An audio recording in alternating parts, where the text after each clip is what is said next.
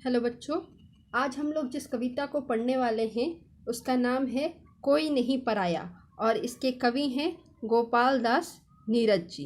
तो चलिए शुरू करते हैं। सबसे पहले हम गोपाल दास नीरज जी के जीवन परिचय को जानेंगे। तो देखिए, गोपाल दास नीरज जी का जन्म 4 फरवरी 1925 को हुआ था एवं उनकी मृत्यु 19 जुलाई 2018 को हुई। यदि इनके जन्म स्थान के बारे में बात करें तो इनका जन्म स्थान जो है वो उत्तर प्रदेश है।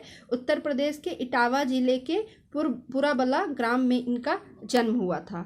इनकी रचनाओं में संघर्ष, विभावरी, प्राण गीत, दर्द दिया, बादल बरस गए, नदी किनारे, लहर पुकारे, ये इनकी कुछ प्रसिद्ध रचनाएं हैं, जिसमें से प्राण गीत जो है वो उनका काव्य संग्रह है। प्राण गीत काव्य संग्रह है। तो कई बार ऐसे प्रश्न पूछ लिए जाते हैं कि नीरज जी के किसी एक काव्य संग्रह का नाम बताइए। तो बच्चे आप इसको ध्यान रखिएगा कि यदि काव्य संग्रह का नाम पूछे तो आप प्राण गीत नाम बता सकते हैं। ठीक है, तो चलिए आगे कविता को देखते हैं। देखिए, यहाँ आपके सामने कविता आ गई है, तो हम लोग इसे जानने का प्रयास करते हैं। कोई नहीं पराया, मेरा घर सारा संसार है। इसमें से पराया शब्द का अर्थ होता है गैर। ठीक है, मैं ना बंधा हूँ देश काल की जंग लगी जंजीर में। जंग लगने का अर्थ होता है मोर्चा लग जाना। जो मोर्चा, जब किसी चीज़ में मोर्चा लग जाती है तो वो क्या हो जाता है, बेकार हो जाता है। तो यही है, मैं ना खड़ा हूँ जाति पाति की ऊंची नीची भीड़ में, मेरा धर्म न कुछ स्याही शब्दों का सिर्फ गुलाम है। गुलाम यानी पराधीन, जो किसी के अधीन होता है और अपनी स्वेच्छा से कोई कर्म नहीं कर सकता है। मैं बस कहता हूँ कि प्यार है तो घट घट में राम है। मुझसे तुम न कहो मंदिर मस्जिद पर मैं सर टेक दूँ, मेरा तो आराध्य, आराध्य यानी पूजनीय, यानी कि जो जिसकी पूजा की जा सके, आदमी देवालय हर द्वार है। कोई नहीं पराया, मेरा घर सारा संसार है। तो कवि नीरज मूल रूप से मानवतावादी विचारधारा के समर्थक है और उनका कहना है कि संसार के जो सभी लोग हैं वो उनके अपने हैं, कोई भी पराया नहीं है, यानी कि कोई भी गैर नहीं है, क्योंकि उनके लिए ये जो पूरा संसार है वो उनके घर के समान है।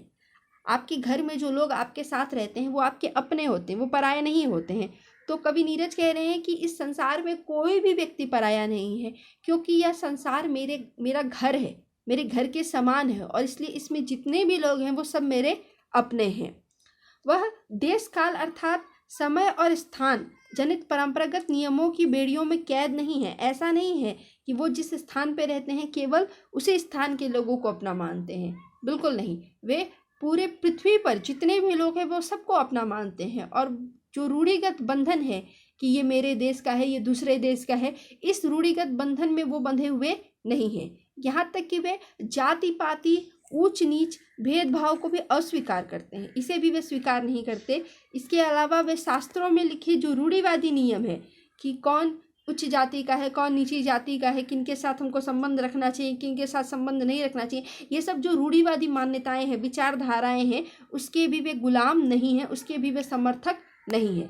तो उनकी स्पष्ट धारणा है कि संसार में जहाँ कहीं भी लोगों में आपसी भाईचारा है, प्रेम है, वहीं ईश्वर का निवास है, वहीं भगवान का निवास है, और इसलिए उन्हें किसी मंदिर मस्जिद के सामने सिर झुकाने की जरूरत नहीं है, बल्कि वे साधारण मानव ही उनके लिए आराध्य के समान है।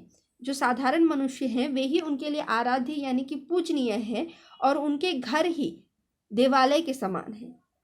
तो यहाँ पर कवि ने मुख्य रूप से यही बताया है कि मानवीय प्रेम ही सर्वोच्च है, सबसे ऊपर है, और अन्य जाति पाति या स्थान काल का जो बंधन है वो विशेष महत्व नहीं रखता है। और इसीलिए इस संसार में जहाँ कहीं भी मनुष्य और जहाँ भी लोगों में आपसी प्रेम व भाईचारा है, वहाँ पर उनके लिए जो है प्रेम है, और वहाँ पर वे उन घर के रूप में उस स्थान को वो देखते हैं। चलिए आगे देखते हैं। तो देखिए आगे की पंक्तियों में क्या बताया गया है कि कहीं रहे कैसे भी मुझको प्यारा यह इंसान है। कहीं रहे, ठीक है, कहीं रहे कैसे भी मुझको प्यारा यह इंसान है, मुझको अपनी मानवता पर बहुत बहुत अभिमान है। अभिमान यानी गर्व, ठीक है। तो कह रहे हैं कि कहीं भी रहे यह मनुष्य, चाहे जहाँ भी रहे, जिस भी अवस्था में रहे, लेखक को उनसे प्रेम है, वे लेखक उनसे प्रेम करते हैं और उनके हृदय में जो मानव प्रेम है और मानवीय भावना है उस पर उन्हें गर्व है। अरे नहीं देवत्व, देवत्व शब्द का अर्थ होता है देवता के गुण, यानी ऐसे गुण जो देवताओं में पाए जाते हैं। मुझे तो भाता है मनुजत्व ही। कवि क्या कह रहे हैं कि ऐसे गुण जो देवताओं में पाए जाते हैं वह मुझे उतना पसंद नहीं है, बल्कि उन्हें क्या पसंद है, उन्हें क्या अच्छा लगता है, उन्हें लगता है अच्छा मनुजत्व। मनुजत्व यानी मानवीय गुण। कौन कौन से मानवीय गुण? जैसे प्रेम, करुणा, दया, सहभागिता, सहयोगिता, ये सारे जो मानवीय प्रेम है, मानवीय गुण है, वो उन्हें ज़्यादा पसंद है। तो कवि को केवल किससे लगाव है? मानवता से लगाव है। और छोड़कर प्यार नहीं स्वीकार सकल अमृत भी। कह रहे हैं कवि कि ये जो प्रेम है, मानवीय प्रेम है, इसे छोड़कर उन्हें अमृतत्व तक स्वीकार नहीं है। यदि उन्हें कोई स्वर्ग भी दे दे तो भी उन्हें वो स्वीकार नहीं है। मुझे सुनाओ तुम ना स्वर्ग सुख की सुकुमार कहानियाँ, मेरी धरती 100 स्वर्गों से ज़्यादा सुकुमार है। कवि कह रहे हैं कि उन्हें स्वर्गीय सुख की जो कोमल कहानियां हैं या विलासितापूर्ण जो जीवन है उसके वे विरोधी हैं, उसके वे समर्थक नहीं है, बल्कि उनके अनुसार तो उनकी धरती ही स्वर्ग है, वो किसी भी स्वर्ग से कम नहीं है। क्यों? क्योंकि यहाँ पर मानव निवास करते हैं और मानव में मानवीय गुण है, जिनमें आपस में प्रेम है, भाईचारा है। इसलिए कवि कह रहे हैं कि उनकी जो अपनी धरती है वो सैकड़ों स्वर्गों से ज़्यादा कोमल है, क्योंकि यहाँ पर मानव और मानवीय गुण यानी कि मानवता विद्यमान है। लोगों में आपसी प्रेम, भाईचारा, करुणा, दया, सहयोगिता, सहभागिता जैसे अनेकों अनेकों गुण अभी भी विद्यमान हैं। चलिए आगे देखते हैं।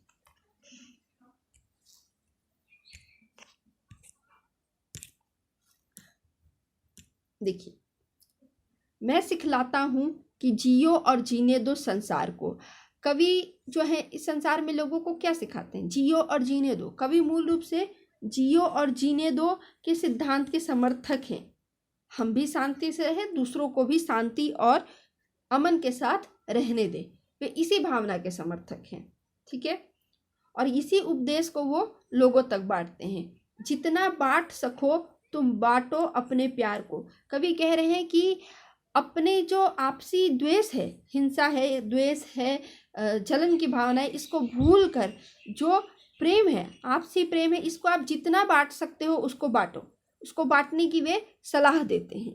आगे वे क्या कहते हैं कि हंसो इस तरह हंसे तुम्हारे साथ दलित यह धूल भी, चलो इस तरह कुचल न जाए पग से कोई सूल भी। कवि कह रहे हैं कि हमें, यदि हम हंस रहे हैं तो हमारा हंसना कैसा होना चाहिए? हमारा हंसना ऐसा होना चाहिए कि हमारी हंसी से दलित वर्ग यानी कि जो निम्न वर्ग है, जिन्हें समाज में अभी पूर्ण रूप से सारे अधिकार प्राप्त नहीं हैं और जो अभी तक अन्य ऊंचे वर्गों की तरह समर्थवान नहीं हुए हैं, वो भी हंस सके, वो भी उसमें अपनी सहभागिता को महसूस कर सके, वे भी स्वयं को समाज का हिस्सा समझ सके। हमें कैसे चलना चाहिए, हमें कैसे आगे बढ़ना चाहिए? हमें इस तरह आगे बढ़ना चाहिए कि हमारे पैरों के भार से फूल तो दूर की बात है, कांटे भी ना दबे, यानी कि हमारी वजह से किसी भी व्यक्ति को, चाहे वो छोटा से छोटा ही क्यों ना हो, उसे किसी भी प्रकार का कष्ट ना हो।